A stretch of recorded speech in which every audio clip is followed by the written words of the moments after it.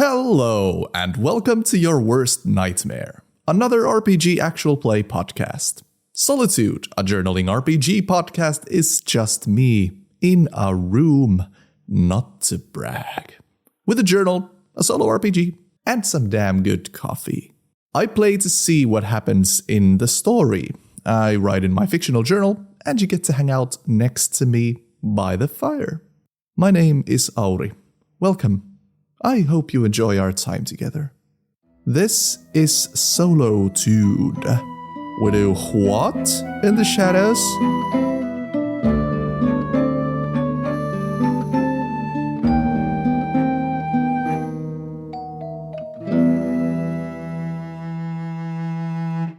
Hello, everyone. So this time, I want to talk a little bit about future plans. I've been having a blast playing a 1,000-year-old vampire. It has at least met my expectations. I had very high expectations of it. I don't really see myself as a reviewer or a critic. If there is interest in that kind of stuff, I might do like a post-mortem on the game and its design and what it does after the campaign is done. For now, though, I just want to talk about future plans because the campaign might end at any moment, and I've been thinking about what I'm gonna be doing next. So next, I want to take a different genre. I've got some games in my bookshelf that are waiting to be played. After we're done with 1,000-year-old vampire, we'll be dipping our toes into the solo adventure of Call of Cthulhu 7th edition called Alone Against the Frost. I only know that it's like a wintry exploration of Canada with monsters. That's a challenge I want to take on because it's not necessarily a journaling game, but I feel like with its Lovecraftian roots, it kind of begs to be journaled. I believe there's no journaling prompts in that game. I really want to see if you can bend it that way. Because Lovecraft is all about the journaling and the lost texts. Other games I'm looking forward to playing are Koriko, Colossal, and 7 Murders Till Midnight. I've also been trying to look for a journaling game that has kind of a cozy vibe in the sense that it would encourage me to play a game of an ordinary life, just through an ordinary person's lifetime. Because the number one thing listeners have requested is more Bob. Remember Bob? The guy with the face and the body? Bob? And the way we could get more Bob is I'd like to do a one-shot type thing or a very short few episode campaign of Life of Bob. And I might do that before the Call of Cthulhu one, like as a transition from this to Alone Against the Frost. But I don't know, I haven't found a good system for it yet. If you have any good suggestions about a system that would encourage gameplay like that, please send a message. But that's what we're working towards. So let's get into it. We got into the 20th century, which is exciting and terrifying. Too bad we missed the late 19th century because that's such a cool period in history with the Industrial Revolution and all the technological advances and the world is changing so fast, kind of like at the end of the 20th century too. Like there's a huge quick shift. Culture begins to change and evolve faster than ever before. Parents don't understand the world of their children anymore. I'm really looking forward to getting to play with that aspect here. Let's do a roll. That is 6 spaces forward. This is prompt 54, and prompts from 70 to 80 are like end of game prompts. So, I don't know. Seems like we're speeding up towards the end. It says, your strange accent and old ways always reveal you as an outsider, mocked and cheated at best, or hated at worst. Smother these useless traits by converting an old memory to a new skill for blending in. Whew! At a glance, I just saw the word skill and nearly shat myself. So I'm very happy to get a new skill. But that's very cool. My strange, fake British accent, it is terrifying. Old ways, I have the ways and manners of an 18th century early capitalist monopoly pig. And also my old European ways. So an old memory to a new skill. So what's an old memory of mine? I have the Symposium of Philosophers, ones that are receiving Socrates and then getting him a body. Receiving and getting rid of Socrates. Then I have Becoming a Monster, which is the stuff that happened to me when I was fulfilling my promise to Miriam Liquid. Return of Holy Ball. So gaining a fuck frenemy and teammate of René Descartes and failing at becoming Pope via papal combat. Or there's running from evil Robocop, and there's all the business stuff. So I think it's either the business stuff or the Holy Ball stuff. Is there a way that the Holy Ball stuff would help me blend in? Or any kind of sports skill, baseball? I could really find a way to use my Holy Ball skills to get really good at baseball. Or business. I don't know. We kind of already did the business thing for a while. I also kind of just am tempted to lose the oldest memories, which is of the papal combat, and just let our guy change. So let's approach this from a narrative perspective. Lazarus Miracleman. He lives in Georgia, in a very, very small town. He moves away from the meat hall. He gets along fine with Mary Goldie and her lesbian life partner and her lesbian life nephew. Her lesbian life family. It's fine, but the worldview is so different, and Lazarus finds it very difficult to hunt with them around because they don't believe in vampires. They're people of they're lesbians of science. So Lazarus moves away. He's still in the United States. He doesn't have the resources to move far away. I think he goes to the East Coast again. I think he has two goals. He needs to learn how to blend in. His countenance is clearly monstrous. He's a terrifying thing to behold. So he needs to go somewhere where he can try to blend in, where there's enough people of all kinds that he doesn't stick out like a sore thumb. And second, he needs to keep moving because he thinks Miriam Liquid will not find him if he's on the move all the time. I'm also so fucking angry at Socrates and the Symposium of Philosophers that I just want to get away from it all. I can't. I am thinking about finding Socrates and getting revenge, but that will have to wait for a while. I will have my revenge, though. So a place where he can blend in and disappear for hunting purposes and just for disappearing purposes. He goes to New York City. He gets a crappy apartment. He tries to learn to socialize. He has a big coat. I'm not sure if trench coats are yet a big thing because I think they're popularized in the army in the First World War. Maybe there's some kind of coats like that. You can pop the collar. You can have a big Homburg hat. A big hat, big coat, so he can walk around at night.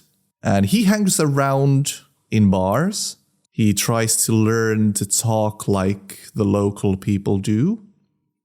He lives in an area where there's a lot of manual laborers, workers.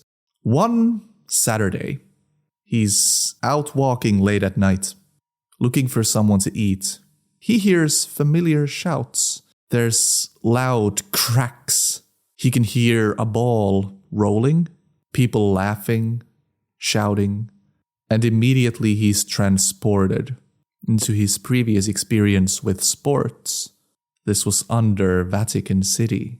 before the secret altar of the Catholic Church, the papal court of Holyball, Lazarus gets a quick flash of a face he's almost forgotten. The face of the Pope, well-defined, 6 packs on each cheek, and the hyper-masculine Austrian voice echoes inside his head. Then he snaps out of it. He notices that the people there are shouting something at him. They're asking whether Lazarus wants to come and play. For the first time since waking up, he feels like he belongs. The old world lives somehow, still. It's changed forms, it's different, but it's still here. He is surprised there's no magical skills or anime power-ups, no Mario Kart boxes to break. It's a subtle sport compared to how sports were back in his day. No summoning of the dead, no secret moves, no levitating. To be honest, the new sports kinda suck by comparison, but it's fine. For a few Saturdays he goes and plays with them, but he notices he can't really do anything because he keeps burning the balls to a crisp. The first Saturday he's there, after the game, a teammate comes up to him and slaps his ass. A second teammate comes up, slaps his ass. Third, fourth. All these people, construction workers by day, could show affection towards each other and towards Lazarus by fondling his buttocks. And he likes that.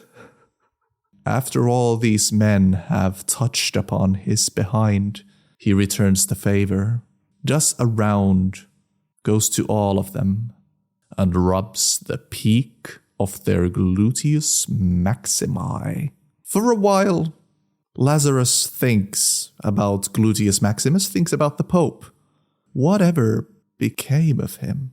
And after that, doesn't give him another thought, since that memory, the last memory I have concerning Father Weichnegger, is converted into my skill of talking about baseball. He figures out pretty soon he can't play, because he keeps burning the balls he touches. He might burn some balls, but he warms a lot of buttocks. He goes to all the games with these guys. His clothing changes to be more modern. He wears baseball garments of the early 20th century. Still wears a cape though. So he's got shorts and those long socks and whatever a jersey is back then. And he's got a nice velvet cape on it. Just to show other people he's got it. Yeah, that's that. Let's do another one. Oh, fuck, that's 5 back. So, what simple, practical skill proves invaluable in your strange existence? How did you learn it? Create a skill. We got 2. We're set. Okay, so I think a few years go by and First World War kicks in. Let's jump into wartime. This simple skill is something he learns during war. So, in the spring of 1918, Lazarus Miracleman is drafted into the army. Very quickly, it turns out all the officers are immediately weirded out by him, and he's taken to be some kind of a freak, which he is. There's no way Lazarus could be sent into the front lines. He'd be such a huge distraction for everybody else there. So he needs to have a different role in the army. There's no way he's gonna fight. He looks frail. I'm not sure if he is, but he's terribly ugly. He's like a 2 meter tall Nosferatu. So it's not easy for him to blend in. Only in the New York amateur baseball circles was that ever going to be a possibility. Okay, I got an idea. He's sent to France, like many other American soldiers. He is stationed in Paris, which brings a lot of memories. Or like he doesn't really remember his time in Paris, but he gets like a nostalgic feeling like he's been here, but it doesn't make sense. He has no memories, but his body feels like this is where he's been. He walks the streets that he walked 300 years ago, and he feels like there's like a bittersweet feeling to it. He feels like he's home, but this isn't the home he used to be in. I don't know. Have you ever been nostalgic about a place you visit for the first time? Has happened to me. And it now happens to Lazarus Miracleman. He becomes part of the propaganda unit. He models for propaganda posters. He becomes the face for the Allied, for how the Central Powers soldier looks like. Would you shake hands with a German man? And then there's the painted image or photograph. Painted or photograph also, because that's a tool that can be used. So some photos also, which looks surreal because Lazarus is so ugly. He's so horrifying looking that this is the perfect job for him. So the skill he gains is posing. That's the most useless skill. And I have as a resource mime, so I can still mime anything I need. But yeah, posing is something he learns. He learns to use his body in that way. He's blended in.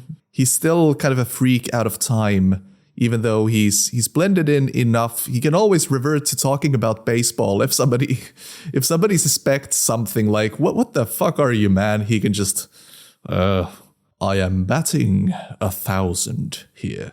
And then everybody's like, oh yeah, he's okay. He's fine. So that's what it is. The journal's probably written after the war. Maybe he stays in Europe. Possibly. It could be interesting, a change of scenery. He might go to the UK. We haven't been there yet. So maybe that's where he ends up. The memories we write down are making friends with New York construction workers through baseball. Oh no, but wait, the Return of Holy Ball thing is converted. That goes away. The memories of Papal Combat and René Descartes and my Holy Ball team in general and Bob, oh no, are gonna go away, and I gain the skill talking about baseball. And the second one, I'm gonna have to get rid of a memory. I'll get rid of escaping 18th century evil RoboCop. I think it's fun that Lazarus will not remember that anymore. From my diary, I'll remove hiding my essence, which includes fucking René Descartes again, and traveling with the circus. So the new memory is war. The experience being serving as an Allied propaganda model. So the new memories I got is making friends with the New York construction workers via baseball, and war, where I serve as an Allied propaganda model. I am the international face for ugliness, so that's so poetic how far we've fallen from where we began with this guy. So I think that's it. I think that's it for tonight. Thanks for listening, and see you next week.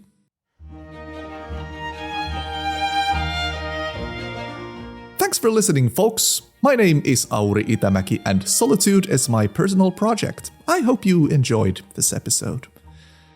You can follow Solotude on Instagram at Solotude Show, and if there's something you liked, please drop a message or comment.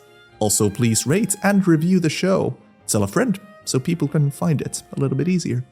Additional episode music and sound effects courtesy of Epidemicsound, theme song by me. Thanks again for listening, everybody. See you next week. Bye.